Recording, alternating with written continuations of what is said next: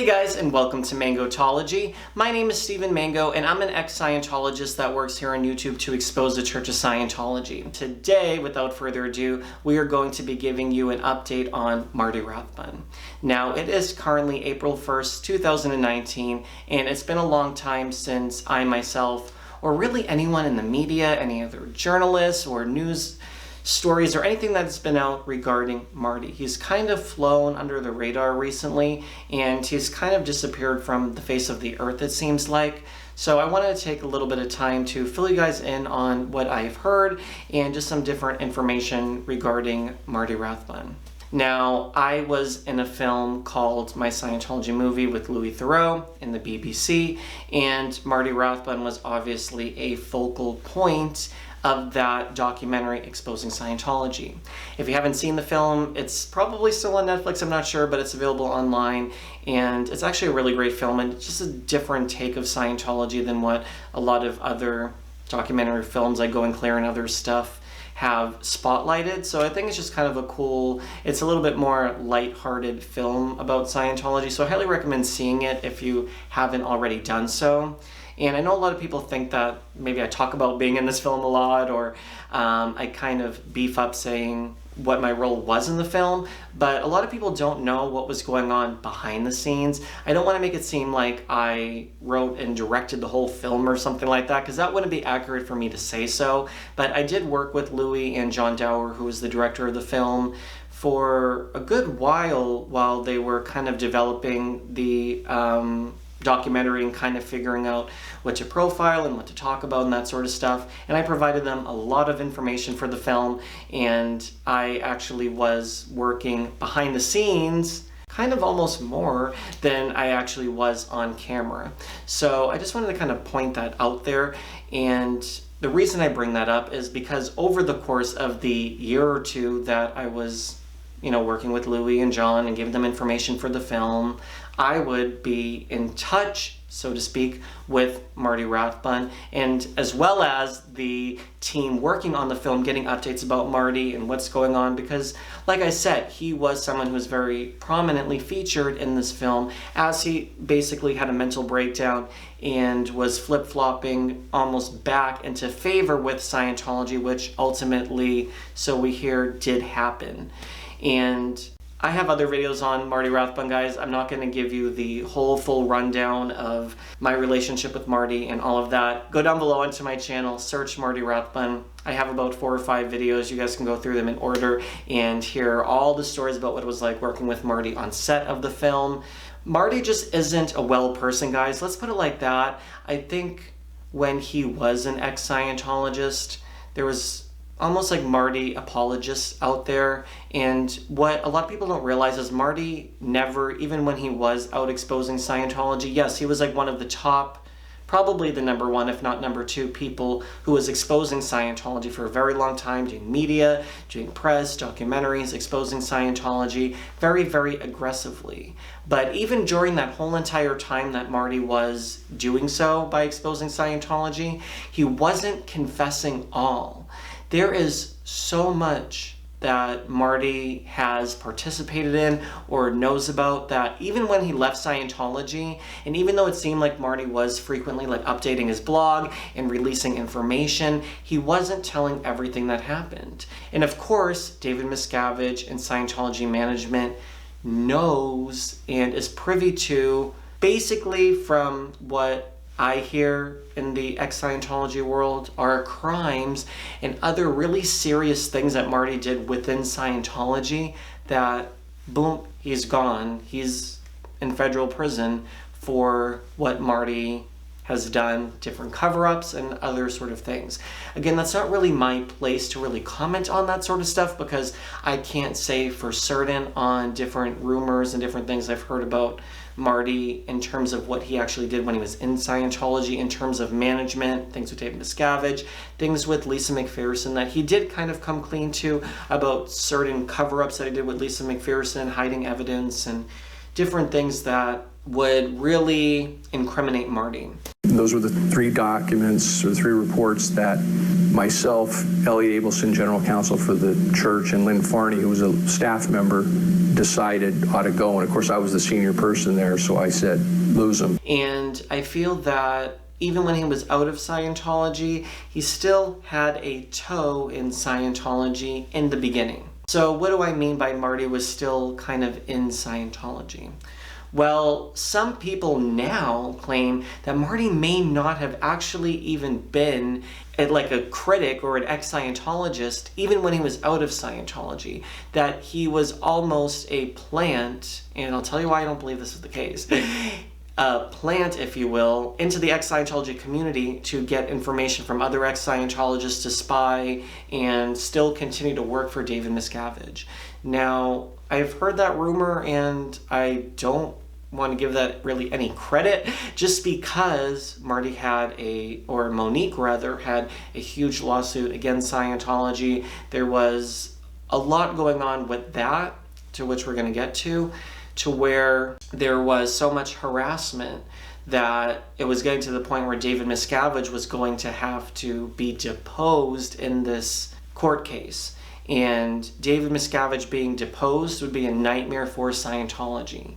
And that's the reason why I feel that they don't go after and sue, for example, Leah Remini or Mike Rinder or any of those guys, because they know that if they have to go to court and there's some type of litigation or anything that happens, then there is going to be the problem of David Miscavige getting deposed, for Scientology having to open up into a public court case, and they just can't afford that to happen. Let's even look at Scientology's Justice Chief Mike Ellis with the case regarding Luis Garcia seeking a huge refund. There was a fraud case and it's still ongoing. I can make a video about that. Again, I don't have personal knowledge of the case. My husband Jeff's an attorney. Maybe he can come on and answer questions about what this lawsuit actually means and what it's about, and maybe even on other Scientology court cases, which might be kind of interesting to do a video about. For example, there was a cross on Scientology's building that Luis thought that his donations were going to, but really they were getting donations for that cross, say for example 10 times over. So Scientology was misrepresenting where the donations were going, and it's a big mess with regard to that case. They had to go through Scientology's justice procedures instead of having a normal court case, and it wasn't actually fair when Scientology basically just ruled in the favor of Scientology. There was a lot of drama about that court case. That's not what today's video is about, but I just want to explain to you guys that Scientology can't afford litigation, not financially of course, but they can't afford to engage in any form of litigation that's going to open up and privy the public to information about Scientology, more so than what we already know about Scientology. Going back to what I was saying about Scientology's International Justice Chief Mike Ellis, he avoided or tried to avoid deposition by claiming that he was too overweight in order to go to the deposition, which is, again, a deterring tactic Scientology was trying to use to avoid deposition. He ultimately did get deposed. Now, like I was saying, Monique, which, again, I talk about this in more detail in other videos, guys, so just very briefly so we can catch you up to 2019, there was a court case with Marty Rathbun, and she was, of course, enduring harassment by Scientology when she was never a Scientologist, and she didn't sign up for Scientology or anything like that, so she shouldn't be enduring Scientology's wrath. Now, I feel like for a long time, I jump around a lot, guys, we know that, but what I was trying to say with Marty being kind of one toe in, one toe out was more so his beliefs in Scientology. Now, even though during this time Marty was posting scathing information about David Miscavige, he still had an unwavering dedication to L. Ron Hubbard and Scientology's technology. Later on, Marty started offering even a service for others who want to leave Scientology. And he started offering like a course about how to move on from the mindset of Scientology. His blog I never understood what Marty was really talking about on his blog, but he always had different posts that were taking different philosophical information and different other things and kind of blending into this weird wisdom Marty hoopla speak that no one really understood unless you knew what he was kind of talking about, or you can follow his jargon. Maybe other ex-Scientologists can follow Marty's jargon, because L. Ron Hubbard, if you just ever sat down and read a Scientology book, it is very hard to get through cover to cover without really being like, what the hell is L. Ron Hubbard saying? Like, everything is just so scattered, and the lingo and the language that he uses and his phrasing and his sentences, and it was just always very hard to follow L. Ron Hubbard books for me. And in my opinion, I feel like Marty left Scientology for the management purposes and for other reasons with regard to David Miscavige that didn't have to do about Scientology's technology. So I feel like his heart might have really been in the beginning with Scientology, but he ended up leaving for purposes that had to do with management. And hey, if they're offering Marty a huge chunk of cash and maybe he can get back into good standing with Scientology, maybe, you know, he was willing to, because it's a spectrum, guys. There's people who believe Scientology is a criminal organization and it's bad to the core. Every single thing's bad about Scientology. Oh, they don't have enough light bulbs in the bathroom. Like, there's those type of critics. Then there's critics over here that believe, hey, you know, David Miscavige sucks, but Scientology is great and wonderful. And maybe on this spectrum, I'm maybe more like over like here, maybe, for example. You know what I mean? So maybe Marty was more, if it was here, is maybe more landing in over on this side of the spectrum. Now, let's go back to last year and see where all of this craziness happened with Marty. Now, Marty's last blog post was about Mike Rinder and Leah Remini and her show, and that was February 8th, 2018. Then Marty went on a bizarre tangent in a string of videos where he went on to discredit Leah Remini, Mike Rinder, Scientology in the Aftermath, other critics of the Church of Scientology, and this is when people started to piece the puzzle together and figured out that Marty may have received a settlement from Scientology and was doing these videos as a condition of that.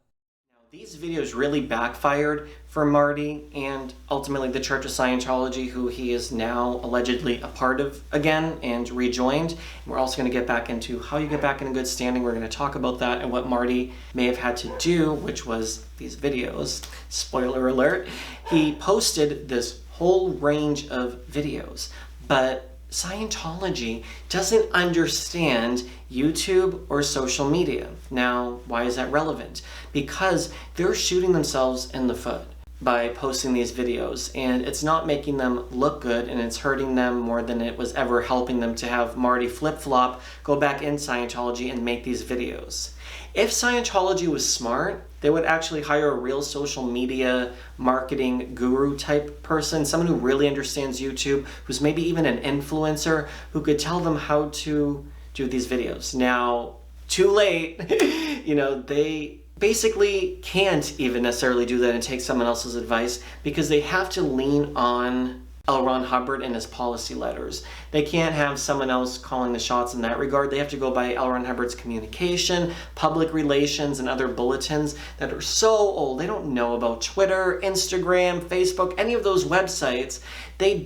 Yes, they have accounts and they try to post on there, but they don't know how to use them effectively to get what they want. If Marty was just doing this on his own free will, he wouldn't be in the suit coat, whatever. He would do these videos kind of like almost like how I do my videos, like sitting down like, hey guys, so this is like the scoop and this is what's going on, whatever.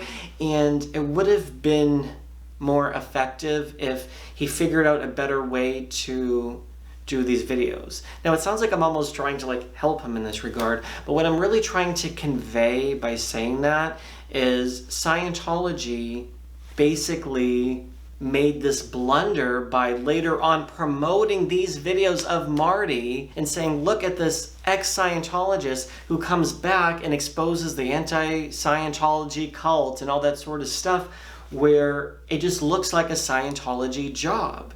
And this goes back to what I was saying about the lawsuit with Mosey and makes it very much seem that he got a settlement secretly by Scientology, and from what I heard has to possibly oblige every 6 months or so, do different things for Scientology. It may not be for Marty every 6 months, but they definitely say, hey, if you want the settlement, this is what you have to do in order to appease us to start getting the money. If it's $1 million settlement, we're going to give you $45,000 a month as long as you're complying, you're not posting anything online, there's no videos exposing us and all that sort of stuff. So that's maybe what's happening, is that Marty had to say, hey, can't speak out, can't post on a blog, have to be 100% silent in any public capacity, and, you know, run off and enjoy his settlement cash. Now, he definitely cut out his lawyers from getting their percentage of a settlement,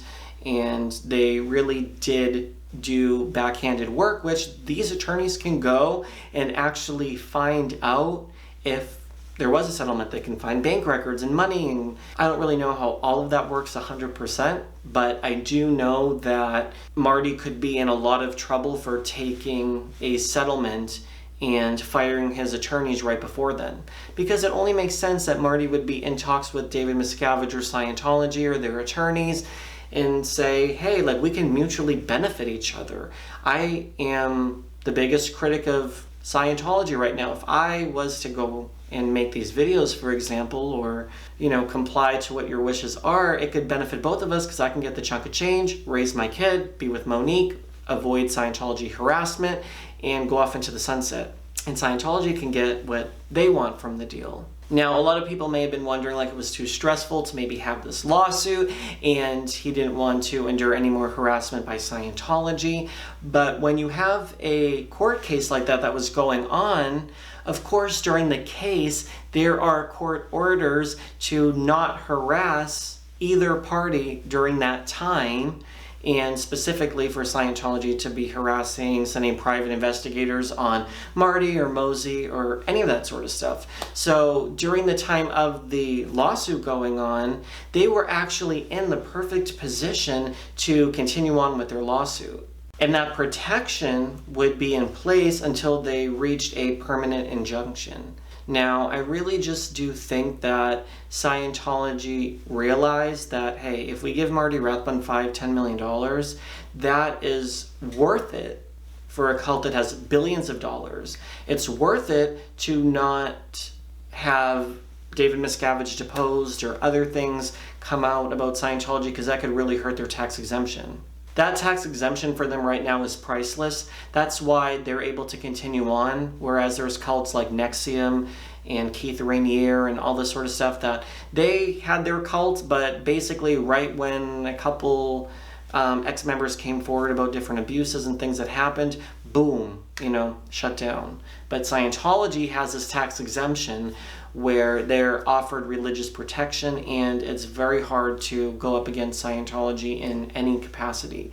So yes, I gave Scientology $50,000, whatever it is, but I wouldn't be able to afford litigation with hundreds of thousands of dollars to go after it. But what is my most powerful weapon? My voice, my YouTube channel, making videos, and continuing to expose Scientology. And Scientology can say, hey, we screwed them out of that, but hey, my channel has millions of views that I can post videos on every single day on this channel, and Scientology is going to have to roll over while I do so, because I'm not going anywhere. I'm not taking any secret Scientology settlements, and my channel isn't going anywhere on that front. Now, the one thing that I saw comments about online from the ex-Scientology world was that basically with Marty's whole video series that he did, a lot of people were like, hey, if you want to go back into Scientology, that is screwed up on its own regard, but if that's what you're going to do, that's what you're going to do.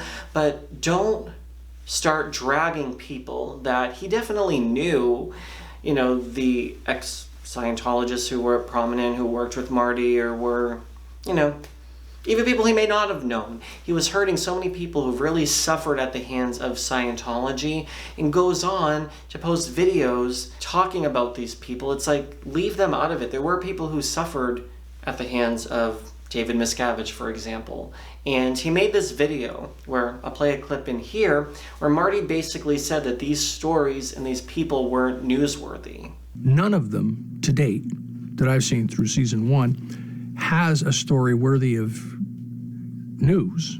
How do I know? Because I knew these people 9 years ago when the news was reporting some of the stuff that was going on the previous 10 to 20 years when the news was interested in, okay, they didn't make the cut then, but they're making the cut now because they'll tell they'll say whatever they're saying, and as introduced by Leah and Mike, and then interpreted afterwards, and then bridged to their next comment, it all of a sudden becomes this nefarious, scary thing. And that is the technique that's used episode after episode. He says that these people don't have a story to tell.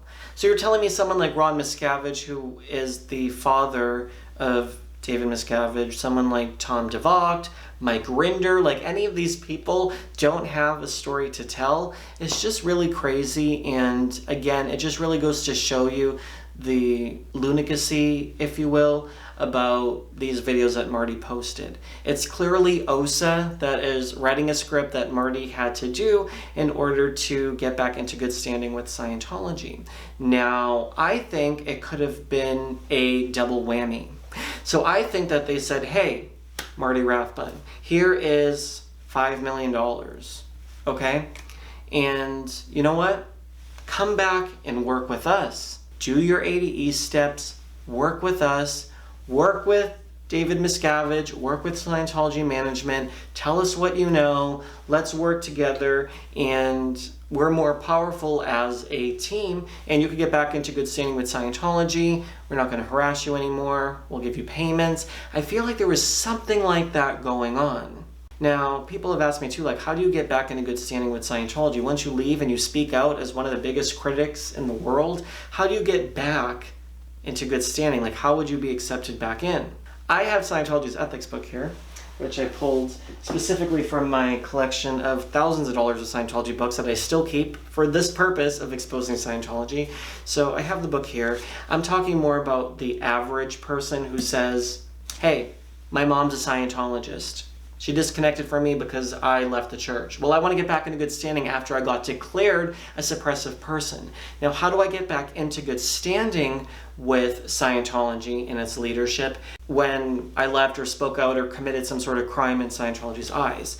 Very quickly, we're going to go over what Scientology asks. Let's just go into it. So again, this is if you committed some type of suppressive act, which of course Marty Rathbun has. You're going to tell the person or group to stop committing present time overts and to cease all attacks and suppressions so he, she, or they can get case gain. So by Marty making these videos to the world, right, he is telling what he calls the anti-Scientology cult, which he probably thinks I'm in the anti-Scientology cult, that stop all the crimes, stop all of this nonsense, this is all BS, get your ethics in. That's basically, from my understanding, what I think that step A would require. Now, this is the videos, again, step B. This is exactly what Marty did. Requires a public announcement to the effect that they realized their actions were ignorant and unfounded, in stating where possible the influences or motivations would cause them to attempt to suppress or attack Scientology. Get it signed before witnesses, published broadly, particularly to persons directly influenced or formally associated with the former offender or offenders. So basically here, again, what's more of a public announcement than going on YouTube, making a video talking about everything that had to do with anti-Scientology, about his own statements, about just everything. That's what I believe his step B was. Requires all debts owed to Scientology or missions to be paid off. Again, like say like you were a former Sea Org member, for example, and you have what's called a freeloader debt. So every course you ever took in Scientology, anything, even though you're living, working there, being a slave for hundreds of hours, right? They then still require you to pay a fee for everything you did in Scientology while you were a Sea Org member. So that can be hundreds of thousands of dollars. Step B2 is an amends project, suitable with the severity and extent of the suppressive acts committed. So for Marty, it's going to be different than someone who just, for example, left a Scientology event and just never came back and got declared for maybe, you know, writing a blog post. That person's amends project is going to be smaller than someone like Marty, who was doing the most with ex-Scientology and the exposing Scientology's crimes and everything like that. So his amends project is going to be massive compared to the average person. But then again, Scientology also was in the wrong too in a lot of different ways. So I feel like they may have come up with something that Marty could give Scientology a lot too, if that makes any sense. So for them, it's not like Marty was crying and groveling on his knees to get back into good standing, which would be kind of what that is saying with the amends project. I feel like, yeah, he had to do some type of amends work, but it's going to be different than what it would be if there wasn't that lawsuit, if there wasn't the PIs, a lot of evidence that Marty had. But, you know, both parties are crazy. Requires training beginning at the lowest level of the bridge at their expense. So again, Marty would have to redo Scientology courses. Say he wants to have class 12 auditor status. He would have to go back down to the very bottom of the bridge and work all the way back up in order to get his certifications back. Makes a note for the ethics file, and then informs the International Justice Chief and forwards a duplicate of the original statements, which shows signatures again for amends work and that sort of stuff. So that's basically, again, all outlined here in the Scientology ethics book. Again, you guys can even Google 80E steps if you want to see what Scientology requires for someone to do to get back into good standing. Now, again, the last that we heard, Monique actually had a cake business where she was doing baking or some type of pastry and dessert sort of company, which ultimately got an influx of people onto her page writing bad reviews. Now, do I think that's a good idea to write bad reviews about a business that you've never actually been to? I wouldn't do that. I could see why other people feel like Marty was a traitor and he did a lot of horrible things in and out of Scientology. Again, remember guys, he never came clean. Even though he came out of Scientology, he could come and look like a hero to some regard and say like, look, out of Scientology, I'm exposing it, but like think about years that you were doing all these dirty tricks and programs for Scientology that you never really came forward and apologized for at the minimum, right? So I don't know why you would come after Mosey for that, because Mosey just seems like an innocent party to some degree, in my opinion, than someone like Marty. If it was Marty's business, okay, this is just his wife that wasn't a Scientologist, and yeah, she got roped into a whole world she probably had no idea that she was getting involved with. But again, people writing bad reviews. But in the last year and 2 months, 3 months, Marty hasn't made a peep online.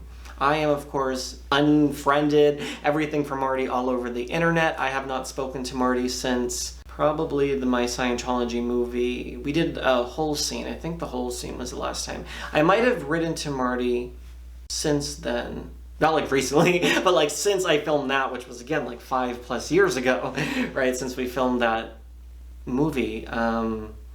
I invited Marty and Louis Theroux, I don't think I've ever mentioned this, to dinner after we did the last scene for The Hole, because again, I was working with them and I wanted to, you know, see Louis and Marty before we wrapped up filming, because I think that was basically near the end of the shoot, and I invited both of them to dinner. Louis, of course, graciously said he wasn't able to because he was traveling, or there was other things going on. I've seen Louis since then, and with regard to Marty, he didn't reply to that. But after I started exposing Marty, this is again when he's starting to get back into good standing with Scientology. It might be in one of my other videos. I don't remember exactly what he said, but he said something on the lines of, oh, and I enjoyed seeing you in LA too. After, you know, I'm starting to make all these videos exposing him and saying like, oh yeah, like we had a good time, but here you are like exposing me with everyone else or something like that. And it's like people weren't exposing Marty for no reason. Like there's actual real concrete reasons why people have issues with Marty Rathbun. And I know a lot of people have been wondering what is going on, and if we're going to see Marty, for example, come forward again with another video series. Is he going to be at a Scientology event? I don't think anyone has actually seen Marty actually at, like, say, a Scientology org, or going in and out of base or something like that, or going to the television studio, or any of that sort of stuff. I haven't heard anything surrounding that. I honestly believe that there may even be a chance that Marty got the payment from Scientology, raising his kid with Monique, and not having anything even to do with Scientology. That's also a very real possibility. And I almost believe that that could be it. He had to do what he had to do for Scientology, which I don't agree with, first and foremost. I don't agree with that. But he had to do what he had to do to get his multi-million-dollar check. And now is just going to ride off into the sunset with it. And I think in Marty's case, as well as with Debbie Cook, it's almost better to say, hey, let me cut my losses, I'll take a couple $1,000,000, I'll disappear, never mention Scientology again, and not have this level of stress and torture over Scientology.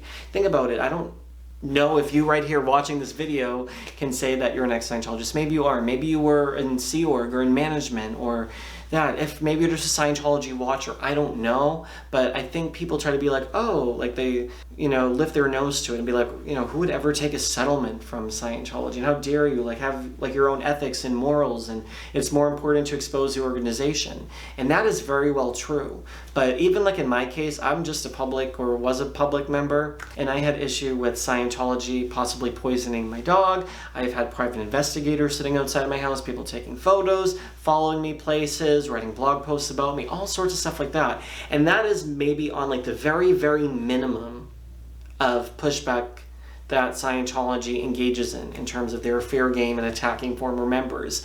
If you were someone like Marty, this is day in and day out of torture and harassment. And I could see almost, if I was in that position, saying, a couple $1,000,000, I'll be comfortable for the rest of my life. I already said everything I have to say about Scientology, and I can go off in peace and live my life and start over again. And I think that's what a lot of these ex-Scientologists want to do. But on the other hand, Marty was basically like winning his court case. He was going to have David Miscavige deposed. He was being protected from this court order to not be harassed by Scientology's leadership. He wasn't blackmailed. Again, that would be going against what the court would require for not engaging in harassment, blackmail, that sort of stuff for a court case. So it's just really interesting to me why, when Marty probably could have achieved a huge win for kind of taking down Scientology worldwide, and he went into good favor again with David Miscavige. So again, guys, this is a very long video. I did not intend for it to be this long, but just very interesting to kind of think about this and kind of like piecing the puzzle together. And why hasn't Marty spoken out in the last year? Why hasn't Marty, even in those videos, why didn't he make a video about me, addressing what I had to say in several videos? I would say that in the 4 or 5 videos of my Marty videos, or this whole series, if you will, if you'd call it that, has at least 1 million views. That's more so than anyone else has on a Marty video or talking about him. And he's addressed all of them, but he never addressed me. Never addressed our relationship. Not like that type of relationship, but you know what I mean. Never addressed any of the claims I've made, hiding settlement funds through a new business. Again, I have a lot of statements I made about Marty that he's never said anything about. And I just think that's very interesting that Marty's chosen to remain silent and not address me, but he's addressed every single other ex-member who's ever mentioned him. Even in a Facebook post, boom, Marty has something to say. But someone who's posting very public videos about him and he doesn't have one iota to say, or addressing any of the claims that I've made in my video, talking about buying a house. Again, guys, remember, I've said a lot about Marty, and we found out that, he made a substantial down payment. How was he able to do that as an ex-Scientologist that didn't have a job? So anyways, guys, this whole Marty thing is a mess. I should just leave this video at that, because it could still go on into more ramblings, and we know that I have a tendency to not shut up when I start. So anyways, guys, I hope you found this video interesting and informative. If you did, make sure to give this video a thumbs up, and again, I've said it 1 million times, subscribe, turn on your bell notifications, so as I continue to expose Scientology, you guys are notified and you are up to date on the latest news and tea and stories and information regarding Scientology. I want to comment more on kind of like current events of things that are going on in Scientology, giving you guys my opinion on a lot of different things. There's more things that I even want to come forward with my story, and interviewing other ex-Scientologists, and I just have a lot of other really exciting things coming your way, so stay tuned for that. I also have a store where I sell merchandise, suppressivemerchandise.com. You guys can get yourself a Suppressive Person t-shirt, which you can show with pride and kind of start the conversation with other people about what is a suppressive person when you're wearing a t-shirt out in public, you know what I mean? So it helps me be able to continue to stay afloat and make my videos, and you get a really cool t-shirt or a mug or whatever you want, again, suppressivemerchandise.com. Yeah, that is it, I think, for today's video. I feel like I'm forgetting something. If not, I'll mention it in tomorrow's video. Thanks so much for watching, guys, and I will see you on my next video. Bye, guys.